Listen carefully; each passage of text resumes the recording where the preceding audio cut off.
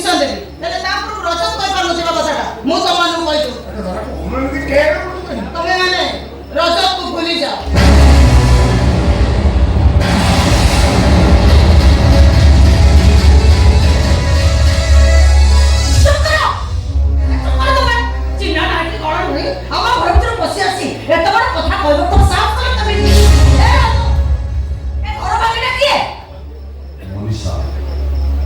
मनीषा महापात्र मो भावी स्त्री आसंता सप्ताह मो मनीषा को विवाह करने जाऊँ।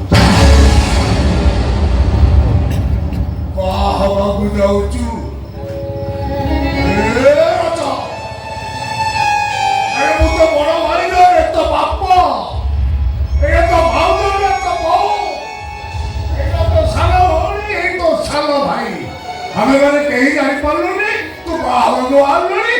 तू जाने बदल नहीं भाई मैं भाई बदल जाएनी ए मारा घर में मारा पड़ी मैं भाई के मारे में हरी अपना मटर मत डालनी ए भाई क्या बोले चलो ए सिगरेट बिटा कर दे हां मुए घर एंडा में जा ओसे कविता आवे रज एला मत से तो सब संपर्क चुपे तुम्हें गाड़ी के आसो मु तुम गाड़ी रे अपेक्षा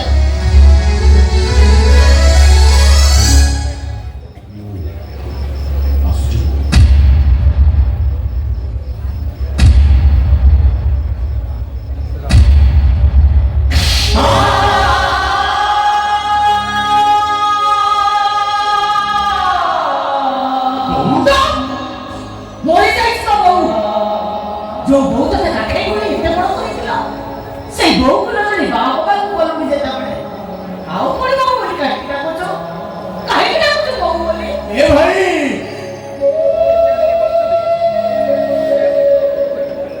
नाला तो जितने ऊपर को गलेगी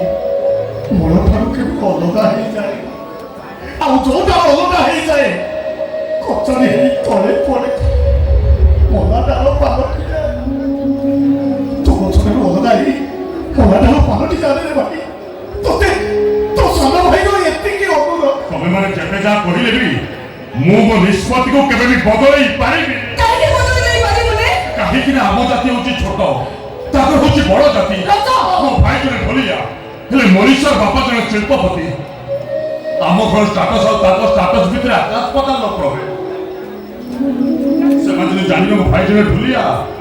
ତାହେଲେ ସେମାନେ କେବେ ମନୀଷା ସହିତ ମୋ ବାହାଘର କରେଇ ଦେବେ ଆଉ ମନୀଷା ସହିତ ଯଦି ମୋ ବାହାଘର ନ ହୁଏ ନା ରହିବ ମନୀଷା ନା ରହିବି ମୁଁ ତେଣୁ ଆଜିଠାରୁ ମୁଁ ତମମାନଙ୍କ ସହିତ ସବୁ ସମ୍ପର୍କ ତୁଟେଇ ଦେବି ସମ୍ପର୍କ ଦୁନିଆରେ ତମେ ମାନେ ମୋ ପାଇଁ ମରିଗଲ ମୁଁ ତମମାନଙ୍କ ପାଇଁ ମରିଗଲି ଚିରାଉ କହୁଛି ତାହେଲେ ପାଟି କି ତ ଗୋଡ଼ ଭାଙ୍ଗି ଦେବି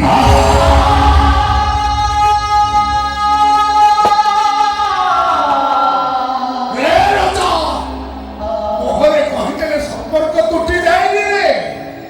ଆମେ କଣ ଗୋଟିଏ ବାପ ବେଟରୁ ଜନ୍ମ ଦେଇଛେ ତୋ ରକ୍ତ ମୋ ରକ୍ତ ପରା ଗୋଟିଏ ବାପର ତୁ ମଧ୍ୟ ଭୁଲି ପାରିବୁ ନା ମୁଁ ତତେ ଭୁଲି ପାରିବି ଭୁଲିବାର କଥା କହି ମିଛ ବାହାନା କରିବା ସିନା ହେଲେ କେହି କାହାରିকে ଭୁଲି ପାରିବାନି ରେ କେହି କାହାରିକେ ଭୁଲି ପାରିବାନି ଏ ରଜ ଛାତିରୁ ସିନା କ୍ଷୀର ଦେଇନି ହେଲେ ସ୍ନେହ ମମତାରେ ଲୁଣା କରିନି କାହିଁକି କାହିଁକି ଯଶୋଦା ମା ରାତିରେ ଲୁହ ଦଉଛୁ କି ଯଶୋଦା ତ ମୁଖରେ କହିଛି ହଁ ତୁ ଦୋଷ କରିଛୁ ଏକା ତୁ ନୁହଁ ତମେ ସମସ୍ତେ ଦୋଷ କରିଛ ଆଉ ତମଙ୍କ ଦୋଷଟା ହଉଛି ତମେ ମାନେ ମତେ ଡାକ୍ତର କରିଛ ଡାକ୍ତର